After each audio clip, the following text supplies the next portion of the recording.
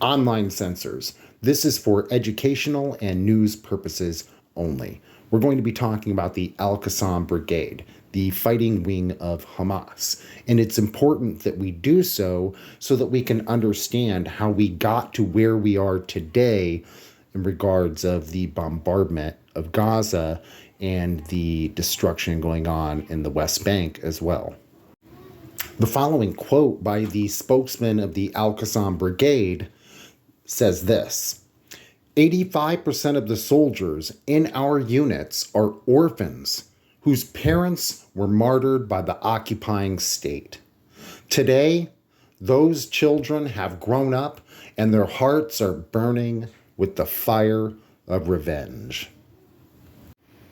And when we examine that quote, we see that the Al-Aqsa flood battle did not just come out of nowhere, unlike the perception it seems that many Americans at least seem to have. From an article by Al Jazeera English, what is the Qassam Brigades? Hamas established its military unit, the Qassam Brigades, in 1992 to support its objective of armed resistance against Israeli occupation of Palestinian territories. I'll get me out of the way here.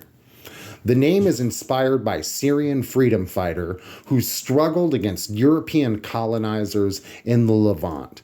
After he was expelled to Palestine by the French colonialists, he took up the Palestinian cause, calling for armed resistance. And even if we want to ignore the history and the conditions that created the Al-Qassam Brigade, or heck, even Hamas at all, we can look even more recently. We can look just a few days before the Al-Aqsa flood battle began. So we see here, Israeli settlers storm Al-Aqsa Mosque complex on 5th day of, I don't want to butcher that. Israeli settlers desecrate Al-Aqsa Mosque for 3rd consecutive day. They're attacking one of the most holiest sites for the Palestinian people, for many of the Palestinian people.